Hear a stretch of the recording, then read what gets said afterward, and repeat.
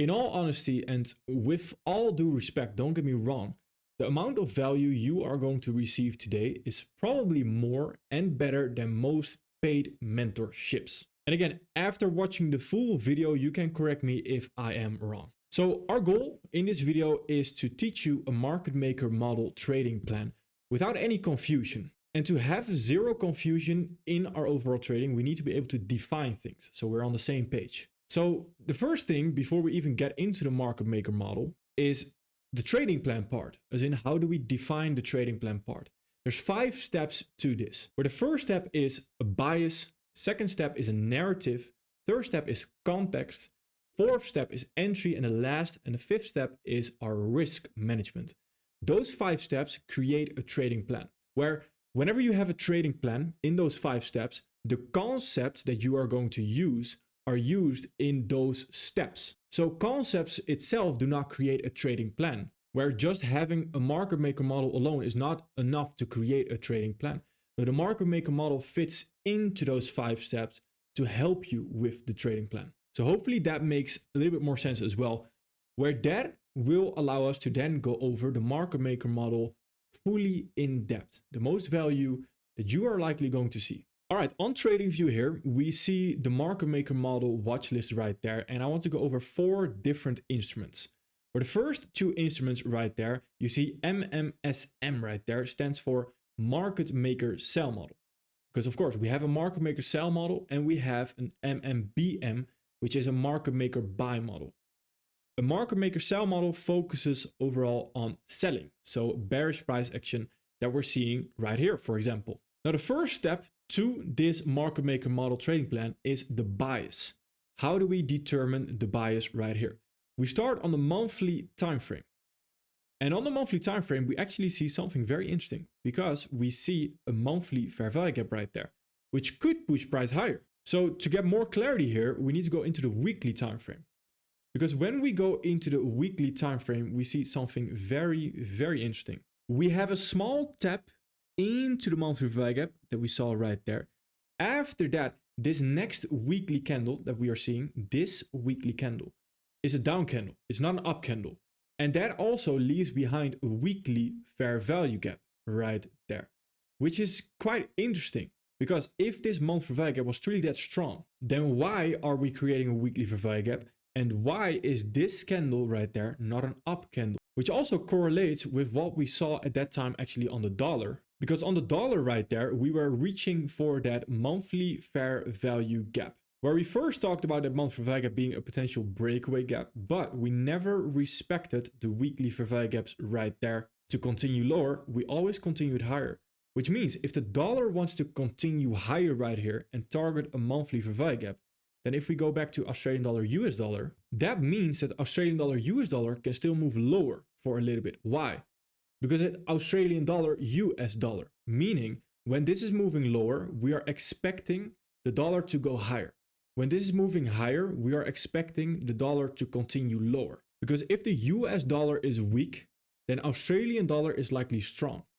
And when Australian dollar is strong, then this pair right here, Australian dollar, US dollar, will continue higher. Where if Australian dollar is weak and US dollar is strong, like it was right there, then this is where we can expect lower prices.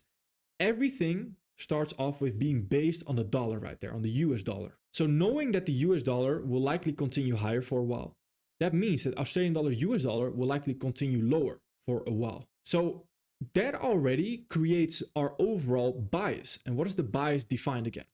Bias is first step direction. So we understand that Australian dollar, US dollar might continue lower for a little bit. Creates a bearish bias, a bearish direction.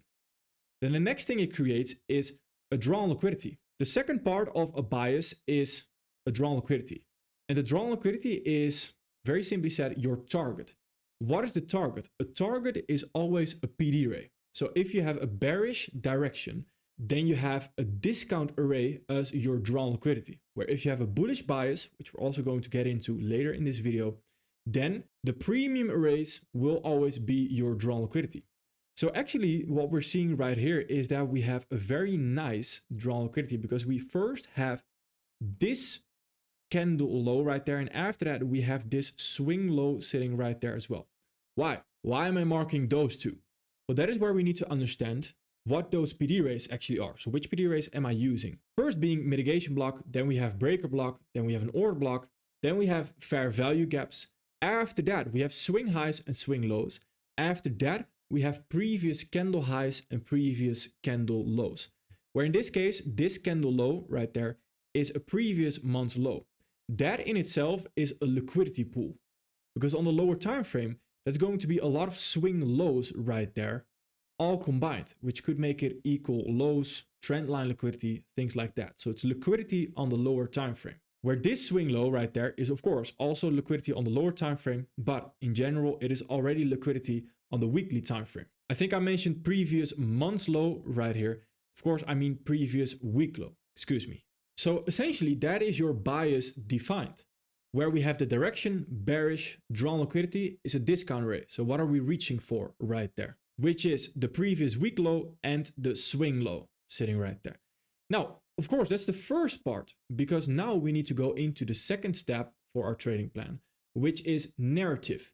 Narrative is how are we getting there? How are we fulfilling that bias?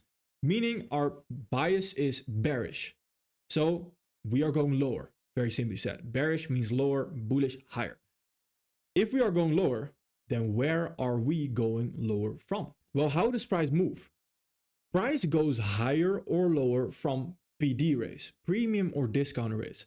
So in this case, what is a premium array that we can go lower from? Well, that is this weekly fair value gap sitting right there. Why the weekly fair value gap? Because we also went over the monthly right there. But on the monthly, we had no close premium array sitting right here, no fair value gap, no clear order block, breaker block, mitigation block to continue lower from. To expect price to come all the way towards the closest premium array, which would have been that previous candle high or the swing high right there, to continue lower from that, that's a bit unreasonable, right? That would need a lot of volatility, a lot of movement in the market to actually fulfill that. So that is when we go down a single time frame. And again, a single time frame. Because here the weekly has a premium array to continue lower from. So when we have that weekly premium array, that is the premium array that we are going to be using. Why? The higher we go on this time frame scale in the top left right there, the stronger the PD arrays. Meaning if we have a daily fair value gap below that weekly fair value gap right there, it's likely not going to hold. Because whatever the higher time frame order flow wants to do, the lower time frame order flow is just going to submit to it. Because the weekly PD arrays, the weekly fair value gap in this case, is the strongest one that we have. So just to show you an example of what I exactly mean, if we dive into the 1 hour time frame, then 1 hour fair value gaps right here will not hold. Why not? Because those 1 hour fair value gaps are not as strong as a weekly fair value gap. And once we create this 1 hour fair value gap right there, we also actually have, once this week closes, a weekly fair value gap, which is going to be the stronger one. So we want to use always the higher time frame fair value gap right there, the highest time frame PD arrays. And that eventually will allow us to then go into the lower time frame as well. We just do this to not get fooled by price action. Now that is the narrative, because if we are going lower, where are we going lower from? Which you may also know as the previous episode, flood. That's the first line of defense actually to continue lower. Now then we arrive at the third step in our trading plan, which creates context. And context is an overused word, I would argue, in trading. And when I say that, I'm not pointing fingers. I just think it's a lot of confusion because people do not actually understand what it means, because people are simply not able to define concepts. When we define context right now, it's very important to understand the bias and the narrative first, because without those, you do not have context. Context is the move from PD array to PD array. It's the first PD array to the next first PD array. What do I mean by that? Well, here we had narrative. And narrative was that we are going to continue lower from this premium array, that weekly fair value gap right there. That is a premium array, right? That fair value gap. Whenever we reach that premium array, when we are going to continue lower, will be met, it will seek discount arrays. So context is the move from a premium array to discount array, or discount array to premium array. And that is always the move from premium array, in this case, to the first discount array that we will encounter. And if we have bullish context, which we're also going to go over later on, then it will be the move from the discount array to the first premium array. That creates a context area. So this low that we have, the previous week low right there, towards this high right there, this is the context area. Meaning that is the area where a market maker sell model happens on the lower time frame. And the reason why, again, this is important, because if we do not understand that, then we do not understand where a market maker model even forms. And in order to know a market maker model, we need to know where it actually forms. It does not form just everywhere random, because then, again, you might make the argument, yes, it could form everywhere random, but we're going to get completely lost if we do focus on every single market maker model that we might see in the market. So that is exactly our context area. The move from the premium array to the first discount array, PD array, PD array. Now, once we reach the premium array that we can continue lower from right there, that will allow us to go into the lower time frame right now. When we go into the lower time frame, we need to be able to align time frames, meaning that we need to be able to understand in which time frame we are actually going to go into, because are we going to go into the daily or into the 1 minute time frame? And this is also a crucial, essential part that you need to understand in your trading. And I'm going to name them right here. I have never named them actually before on YouTube, but I'm going to name them right here. Please note them down, because if you want to enter off of, for example, a sharp turn entry, which we are going to go into later, then you need to align the time frames correctly. Otherwise, everything here is futile. When you want to enter off of the monthly, you want to focus on a 4-hour entry. When you enter off of the weekly, so a weekly PD array right there, then you want to enter off of a 1-hour entry. When we look at a daily PD array, so we have daily context, then we look at a 15-minute entry. For the 4-hour, it is a 5-minute entry. For the 1 hour, it becomes a 1 minute. For the 15-minute, it also becomes the 1 minute. 5-minute and 1 minute context is something I do not use. Yes, you can go into the seconds time frame. I would not advise that. There's enough money to be made on the 1 minute and above. So off of this, we have a weekly premium, we have weekly context. That will allow us, when we do reach this weekly fair value gap, then we can go into the 1 hour time frame. But for this example right here, I want to go into the 4-hour time frame, because I want to show you how the context is within each other. There's a market maker model inside a market maker model inside a market maker model. So when we go into the 4-hour time frame right there, then we are going to use the 4-hour time frame to again go over the bias, the narrative, and the context. And we are going to create a new context area to find a lower time frame entry model. Now, in itself, the 4-hour right here could also be an entry. So if you want to swing trade, for example, then the 1 hour that we could have went into, because that would be your ideal time frame to enter on the weekly. But you can also go into the 4-hour, where the 4-hour you would need less confirmation than the 1 hour. And the reason being for that is the bigger the difference between two time frames, the more confirmation you are going to need. So for example, if we have this weekly fair value gap and I were to go into the 1 minute time frame, the more confirmation I would need in order for me to be confident and in order for the probabilities to be high that this fair value gap actually wants to push lower right there. Because imagine how many fair value gaps, 1 minute fair value gaps we might get that are not a strong entry pattern. So we need more and more and more confirmation. Where on the 4-hour and the weekly, they are not that far apart. Meaning that you only need one bearish fair value gap right here in order for you to already look to enter off of the 4-hour. Which in this case would be this entry. Now hopefully you place your stop loss above the swing high, otherwise you might have still missed the move. Or like I like to do, is target a 1 to 2, which would allow you to already be tagged out before we even come back towards our entry level right there. So where we just went over time frame alignment, I'm now going to tell you again time frame alignment.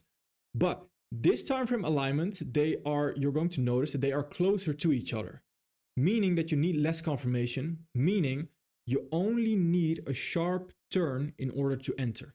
Where if you want to enter on a sharp turn, if it was a monthly PD array you are looking for your entry pattern on, it would be a daily ST. Weekly, 4-hour ST. Daily, premium or discount array, daily context you're looking to enter off of, 1 hour ST, 4 hour 15-minute ST, 1 hour 5-minute ST. And the 15-minute stays the same because you can just use a 1-minute ST as well. So now that you know how to align the time frames, you can probably guess that when we have context, weekly context, inside of that weekly context, inside of the bigger market maker sell model that we are seeing right here, which we'll dive into in depth, then we'll also have other context. It's funny actually, because can you notice this pattern right here is the exact same pattern that we are seeing on the weekly time frame. Or if we zoom out to the weekly really quick, this right here, the down candle leaves behind a weekly value gap to continue lower off that, creates overall the weekly context. On the 4 hour right here, we see that we have the 4 hour fair value gap, down candle leaves behind the 4 hour value gap. Based on the weekly, we are still bearish. So the drawn liquidity hasn't changed right here. We've only reached the first one. After we reach the first one right there, we can look if we still want to continue lower. Then the target, the drawn liquidity, the next one is sitting right here. Is that weekly swing low. And if we are going lower, then where are we going lower from? Well, 4 hour fair value gap right there. With the first target being exact same scenario right there, right there. And then after this weekly swing low, 4 hour swing low, previous 4 hour candle low as well. So here, once we take that first low, then likely the next low is also going to go. When we take that low, then likely the next low is also going to go. So it creates this domino effect. And off of this 4 hour value gap, what can we now do? We can go into the 5-minute time frame or the 15-minute time frame. Again, that's your personal preference. So whichever one you prefer right there, you can go into. Just remember, the lower you go, the more confirmation you are going to need. So what does that confirmation actually look like? Because we arrived at the fourth step, which is our entry. Once we reach the 4 hour fair value gap right there, you can go into the 5-minute time frame like we are doing right now. And you will look for this entry pattern. But before we do that, I want to talk about the buildup. Because when we talk about a market maker sell model, you have the sell side curve of that market maker sell model, and you have the buy side curve of the market maker sell model. And the buy side curve is the move into the 4 hour value gap right there. So if I mark with the gray box, it is this move right there. Where the sell side curve is sitting right there. It's the other side. Now I need you to understand that in a usual market maker model, people would absolutely need to see an original consolidation right there at the bottom, which to us is not relevant. So whatever is to the left right there is not relevant. As you may notice, before I even got into the entry, the whole buy side curve for me right there is not relevant. It's completely irrelevant. The only thing that matters is the sell side curve in a market maker sell model. And if you do try to trade the buy side curve right there, I would also advise you just understand that that is lower probability. And the reason for that is because whenever we have low probability conditions, the market tries to take out everyone of the market. The market tries to take everyone out, meaning the market does not want anyone to be able to participate in the move. Why is that? Because that frees up liquidity overall. So then when the sell side curve here of the market maker sell model right there gets activated, that's when there's enough liquidity for institutions, big financial banks, etc., to be involved in the move lower, to be able to actually get their orders filled because there's enough liquidity freed up. And then once enough liquidity is freed up, we reach that premium rate, we have the context area, the sell side curve right there starts. You'll see it happens very quickly, extremely quick. And the reason for that is because, well, not everyone got a chance to participate right there. Some might have already blown their accounts. So whenever that liquidity is free and we don't have those market participants, the institutions, the banks, try to get involved and they don't want anyone else to participate on that move, which they do a really good job at right there. Because if we did not have the patience, then we would first of all likely not even make the move because of the amount of losses we would take right there. And if we do not pay attention, then we will miss this move. The high probability condition moves always happen very fast. The low probability condition moves, like the buy side curve in a market maker sell model, always happen slow, lethargic. It will try to trick a lot of traders. consolidation, price action, all things you will see. And it's important, don't get me wrong, because that will free up liquidity. But is it truly important for us? I would argue not really. We need to pay attention to the right side of our chart. The same with a market maker buy model as well. But the last part, the absolute last part of a market maker sell model buy side curve, so this curve right here, is important. Why? Well, because the last part will have a fair value gap higher right there and will have explosive moves higher into the premium array where we are expecting lower prices from. In this case, the 4-hour value gap. And this explosive move right there will create manipulation in the form of fair value gaps. And when I say explosive move, I am referring to fair value gaps right there. We would want to see fair value gaps going into the PD array, the premium array that we see right there. Because a lot of people will be tricked into thinking price wants to continue higher right there, where we would see that fair value gap is not used as momentum, it is used as manipulation. So when we then create a new bearish fair value gap right there, that creates a sharp turn. And off of that sharp turn right there, whenever we have a move into any premium array, it can be an order block, break block, fair value gap, whatever it may be, and we get new fair value gaps lower right there, that is exactly when we can look to get involved.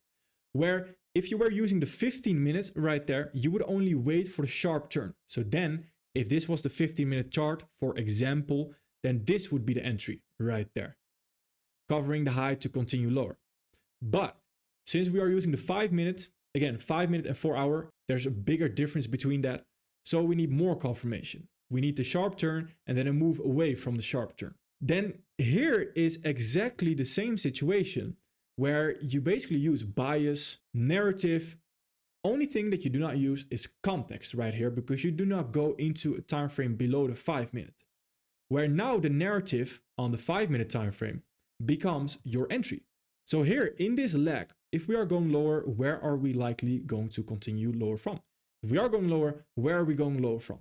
Well, we have this first line of defense right there. So if you want to make sure to get into the trade, then that right there would be your entry, because that is the first premium array that we encounter. Then the next one is this premium array right there, but that is not the first line of defense and also not the overlapping defense, based on the previous episode again. Where the first line of defense is the first premium array that we encounter, and the overlapping defense in this case would be this order block sitting right there. So if you want to enter, then you need to choose between the first line of defense and the overlapping defense right there. And don't worry, I will make the choice very easy for you as well. And as I like to do it, is I like to enter of the creation of fair value gaps. Where this right there, for that fair value gap to be created, this candle, the third candle needs to close. And when that third candle closes right there, for me, that is already a valid entry. So again, whenever I refer to, I want to see 2 fair value gaps for my entry pattern, I refer to fair value gap of the sharp turn.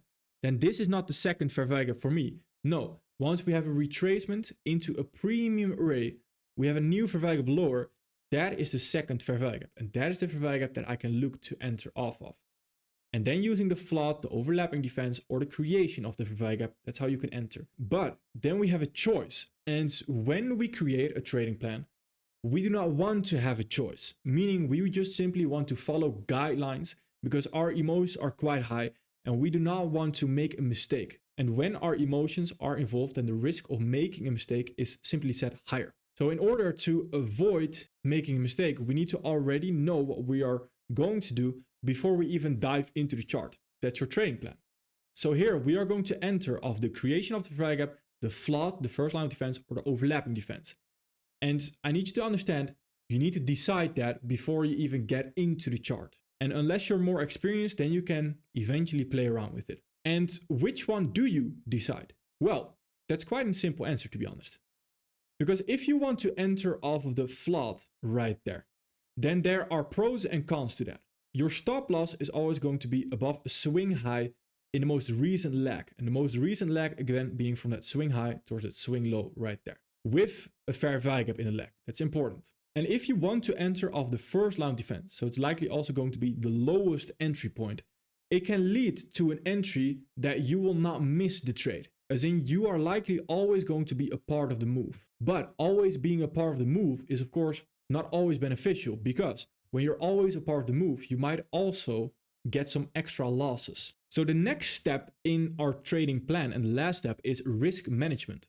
So risk management right here in a market maker sell model, if we enter off the first line of defense, is going to be more difficult. Yes, in hindsight here, it's a great entry, but it might just retrace until we come into the overlapping defense to then continue lower, which would mean that we have more drawdown, which would also mean when we experience more drawdown, it is more difficult for us to go break even. Why? Because we want to go break even when price has no reason to return to our entry level. This right here is our entry level. And when we have this entry, we create this 5-minute fair value gap right there, which is the first premium rate that we encounter. Once we come into that, we create a new 5-minute fair value gap going lower as well, creating this swing high. And this swing high is currently the last line of defense right there. Meaning if price were to retrace, then it has no reason to come back above the last line of defense and to run that high to continue higher, because it should respect those highs to continue lower off of. Every swing high that creates a fair value gap going lower, a bearish fair value gap, should be respected right there. That creates also another entry opportunity right there in your market maker sell model. And when we have those new opportunities, whenever the stop loss of those new opportunities are eventually below the original entry that we had, then there's no reason for price to return anymore. Meaning, when there's no reason for price to return anymore, we can allow ourselves to be break even.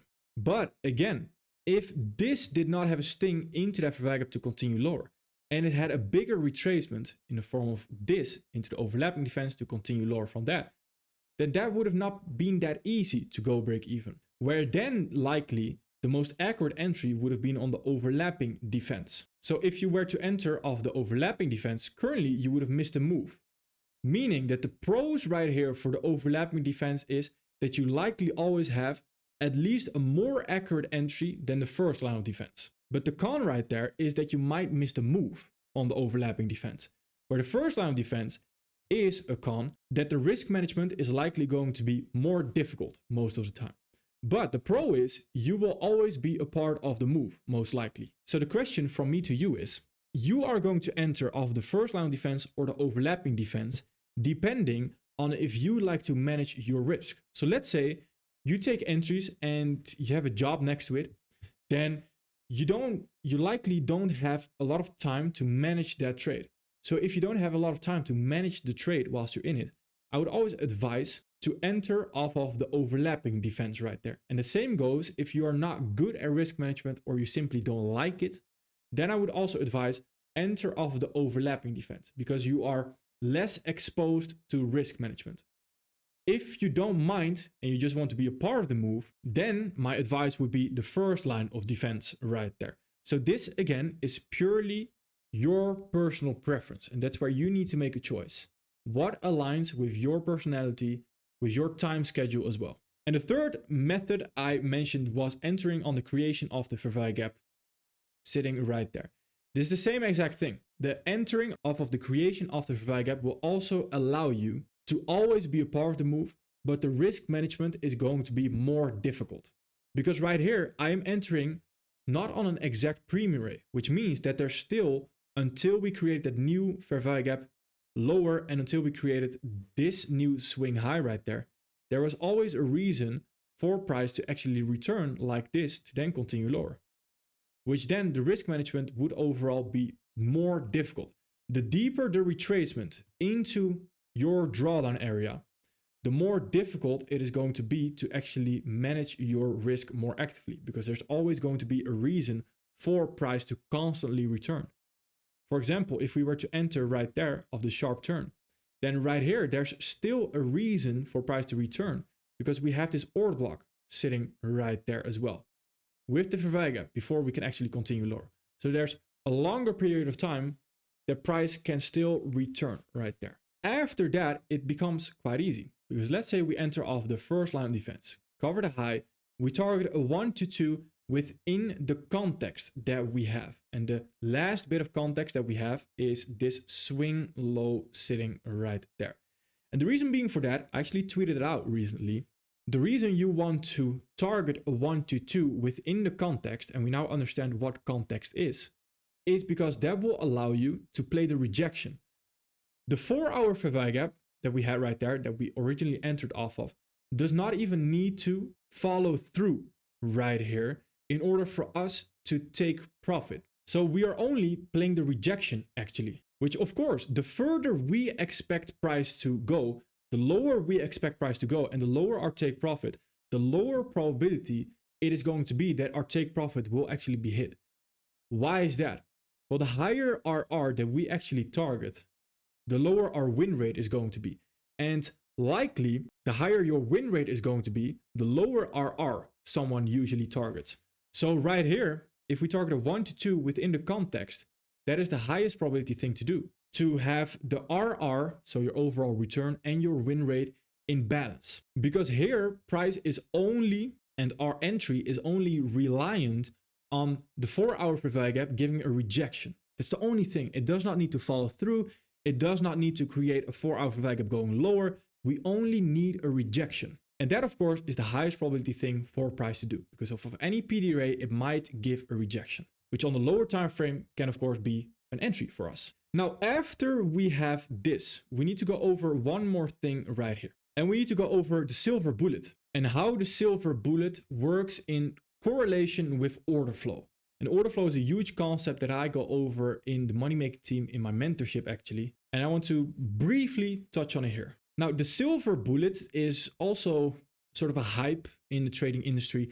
It is known as a great entry in the trading industry. And usually it also is correlated to a specific time of the day, which to me is the most irrelevant thing about the silver bullet. There's no magical time that you need for silver bullet. You need price action. And what I mean by that is, let's look at this. In the buildup right there, of course, price action was not that nice here in the buildup, meaning the buy side right there, the buy side curve of the market maker sell model. Price action was not that great, but we can say it was bullish. It was moving higher. So that means that overall bullish order flow was established. Discount arrays were being respected. So right here, once we come into this 4-hour fair value gap, what is the first discount array that price will encounter? It's this 5-minute fair value gap. Now price has always been bullish right here. So this 5-minute fair value gap, that first discount array that we encounter, is actually the first resistance that we encounter because we have been bullish. So initially that discount array should push price higher again, which we can see it tries to, but it fails to create a fair value gap higher right there, which to us indicates that there's a lack of momentum. And then after that, we do reach the high, but we start pushing lower with a fair value gap going lower. Once we have this fair value gap going lower right there, this is, again, on the 5-minute, not a good entry. Why? Because on the 5-minute, we never had premium arrays being respected, where all we have seen is discount arrays being respected currently, and we are only seeing the first signs of disrespect right there. Meaning, we are, as I like to call it, the transition of order flow. We are witnessing the transition of order flow. And the transition of order flow is bullish price action is slowly handing over the dominance to bearish price action, where now bearish price action, bearish premium arrays are starting to take control of price action. And the way we know that is, again, simply by our entry pattern. When we have that sharp turn and we create a new fair value gap lower right there, new lag lower, that is exactly when premium arrays are now in control. Because premium arrays have currently been respecting price right there. It was the first sign of respect right there, where the transition of order flow has now been established. So after this first resistance level right there has been traded into, we had our resistance, we had our rejection right there, we had our entry even, then the lower we move and the lower we go, the less resistance we will come into. And the resistance right here is defined as discount arrays in a market maker sell model. Again, the resistance that we saw right there was a discount array, that fair value gap right there. And once we continue lower and continue lower, then eventually you will see that here below this low, we have nothing else but swing lows. There are no fair value gaps. There are no clear order blocks to potentially get a rejection. Even after this has been reached right there, we only have candles and swing lows. That's it. So after we have no fair value gaps left, no order blocks left, no mitigation blocks left, and no breaker blocks left as a general rule of thumb, and we only have swing lows right there to target, that is when silver bullets start to happen. For example, this right here is a silver bullet. And a silver bullet is when we have no resistance left, because that is when the fast price action happens, simply because there is nothing to reject off of anymore. And a silver bullet is generally known as a fast entry, a sting into a fair value gap or order block, whatever it may be, and then a fast movement away, exactly like we're seeing right there. And then we have fair value gaps right there, which could create another silver bullet. Only thing here is that it becomes more difficult to place your stop loss. You don't really have a clear swing low. Last one is sitting right there. So then the 1 to 2 right here is far below your context low, meaning that requires very high probability conditions, because now you are requiring price to actually follow through off of this 4-hour value gap all the way towards that low right there, where we could sweep this low. We are not even sure if we want to run the liquidity or if we want to sweep the liquidity. So this is lower probability right there. Whilst currently, of course, right there it did play out. You just need to understand the different stages of probability. That's important. This is exactly how you create a market maker model trading plan. But we're not done yet, because we have not gone over the market maker buy model. And I also want to go over live conditions right here. Now, we already have a great understanding right now about the steps we want to take and how a market maker model should look like, etc. So now it's time to drill it down, because with all the information, with the crazy amount, and I promise you, with the crazy amount of value that we had in that first section on Australian dollar, US dollar, you likely also missed a few things. And it's not a shame, don't get me wrong, because it's just a load of information. So we need to go over it again and again and again. So we make sure that you pick up everything. Right here, first step, bias. We have been continuing lower right here on crude oil, and we have created a sharp turn actually continuing lower right there. And this fair value gap is something we can trade into to then continue lower off of that, where it initially was a breakaway gap again, but the weekly fair value gaps told us that we did want to trade into the monthly fair value gap instead to continue lower off of that. All discussed as well in Sunday weekly forecasts. Now this right here is where we can then look to target as well these lows, because those are our draw on liquidity. And this creates our context right now, right? From the premium array towards the first discount array. And again, you also notice I also mark out the swing low a lot of times, because usually when we reach that previous candle low right there or previous candle high, we are also going to reach for the swing high, swing low that is located right there. Then in that context area, we can now look for our entries. Now we can go into the 4-hour time frame, but before that, I want to also go into the daily right here. And in the daily time frame, we see that when we come out of this monthly value gap, the first discount array we encounter is this daily fair value gap right there. This is the first resistance area. So we need to understand that there is a transition of order flow happening. We have, again, the buy side of the curve, the market maker style model, not beautiful, but we have been bullish. So discount arrays have been respected. So right there, the transition needs to happen. It can't just all of a sudden disrespect everything. And if it starts to disrespect everything, I would call that even more suspicious, because in this case, then I would think that we might actually want to continue higher instead. So right here, we have a clear transition happening. And on the 4-hour, that looks something like this, where we have the daily fair value gap, and we have the 4-hour fair value gap, and we have the monthly fair value gap. This price action is extremely low probability to trade right there, if you want to go into the lower time frame, etc. On the 4-hour, we see that we have the sharp turn. We create a new fair value gap on the 4-hour. So on the 4-hour, this actually is already the entry right there on the 4-hour. Continuing lower towards the 1 to 2 right there. But if you were to dive into the lower time frame of the 4-hour, into the 5 minutes, for example, then we would want to wait here until this daily fair value gap is overtaken, meaning we have a body closure below the daily fair value gap right there. Ideally, fair value gaps going below that daily fair value gap. That signals the transition of order flow being completed. Then if we go back into that daily time frame right here. On the daily time frame, we have now created a daily fair value gap right there. And we also have a daily fair value gap sitting right there. So there's two daily fair value gaps. Now, here, if we are going lower, where are we going lower from? What is the first line of defense? It is this daily fair value gap. So if we are going to continue lower, then this is the one I would want to be using initially. That is exactly where we also create new context, because when we come into that, what can we see? We can continue lower off of that right there, creating context in the form of this previous day low candle. After that, we have this monthly previous month's low, and we have this monthly swing low right there as well. So in here, if we reach that, and again, it might not play out at all, right? But I want to get your mind ready to start noticing those context areas. Then the next part here is where we now need to understand 15-minute entries, which currently I can't go over yet. If by Sunday we have reached the daily value gap, or we have at least done something, then we can of course go over it in a weekly forecast as well. Then right there, once we reach that daily value gap, you would want to go into the 15-minute to look for the same thing.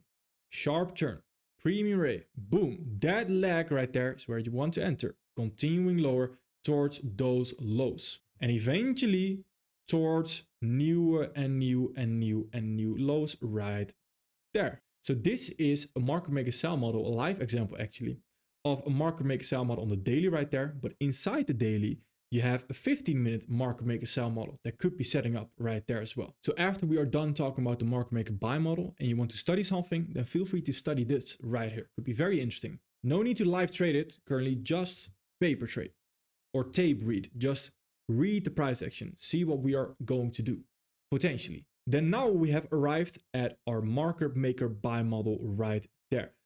If we go into GBP Australian dollar, then all we need to do right now is inverse it, inverse the price action, because here we have this weekly fair value gap sitting right there. We've been going higher. We actually created a sharp turn actually already at the bottom right there. And when we come into that weekly value gap, we can look to continue higher towards the previous week high candle and this swing high right there. That is our context area. Then off of that, we can go into the daily, Then off of that, we can go into the 1 hour time frame right now to look for a potential entry. Where we have, again, now it is turned around. Why? Because we now have the sell side curve right there is the low probability curve of the market maker buy model. And we can also see the buy side curve right there is the high probability curve of this market maker buy model. And you can probably see on every example that we had thus far, how long the price action took for it to come into the weekly value gap and how fast it happens to then complete the right curve right there and the right side of our chart. This took 12 days and 7 hours. This right here took what? This, I didn't mark it correctly, but 1 day, 23 hours. Well, it's far below it. Let's actually mark it correctly. It is 2 days and 5 hours right there before we actually completed this move higher. And in the mentorship, I always like to mention a phenomenon. You are going to be waiting more than you are going to be executing more. And that is linked to also what we always say is, it always feels like in price in the market, there is more low probability conditions happening than high probability conditions. And that's true because high probability conditions happen very fast and that's with intention. Why is that? They don't want you to be a part of that move. That's why they try to take you out all this time. If you do not have patience, then you are going to be screwed. You are going to pay for it if you do not have patience. And if you do have patience, then that patience pays. Because right there, if you do not miss the move, then here you can execute on it and make that profit very quick. Now, eventually what we're seeing is not the most beautiful sharp turn right there, but we're getting fair value gaps higher right there. Perfect. Eventually we get new fair value gaps higher right there. Could be an entry as well. So this right here is actually the entry on the 1 hour right there, which you would cover these swing lows to target the 1 to 2 sitting right there. But I do not necessarily want to go over this entry because after that we have this specific entry. And Arjo, why do you pick that exact entry right there? Because It feels to me like you're cherry picking, right? And I can fully understand that. So allow me to explain as well. It's time. Where currently we are going over price, we need to go over time as well. On Australian dollar, US dollar, for example, you might say, or you might think, or maybe I'm assuming it wrong, why did you go over that exact 4-hour fair value gap right there? Why did you not go over this 4-hour fair value gap sitting right there? Same fair value gap, right? Yes, correct. You're completely correct. The only thing is that it's time. Where right here on those 2 up candles right there on that day, on that Wednesday, we had FOMC. And that's not where you want to execute. You want to execute after it. And after FOMC right there, that is when we create the 4-hour value gap. We had a small time window during Asia, and you can execute during Asia because we had news supporting the ID and we had time as well supporting the ID, which is all things we're going to go over in later episodes as well. And that is exactly when we can execute. So the differentiator here between this fair value gap and that fair value gap was simply said time, where we need price and time to both agree. Again, all things we are going to go over in the next few episodes as well. So don't worry, all things that we're going to clear up. So going back into the 1 hour right there, that 1 hour fair value gap right there with the overlapping mitigation block actually can allow us right now to go into the 1 minute time frame with the context right here still being intact. So the next swing high still intact, whilst we took the first context target right there. Where on the 1 hour, of course, 1 hour context, 1 hour target right there, and the candle below it. I'm not going to mark it to not mess up with the lines everywhere. So that high sitting right there is our context high. In other words, our target. All right, once we come into this 1 hour fair value gap sitting right there, we eventually create the sharp turn a little bit below the 1 hour fair value gap actually. We then continue higher and we come back into discount raise to create new fair value gaps higher. It's exactly what we would want to see. Right there is our potential entry if we enter off the first line of defense, covering the swing low, targeting the 1 to 2, which is nicely located actually inside the 1 hour context. And this creates a domino effect. Because right here, if you were to target higher right now and you would want to target this next high, that's possible. That creates eventually a 1 to 6.82. Again, this is in rare scenarios, right?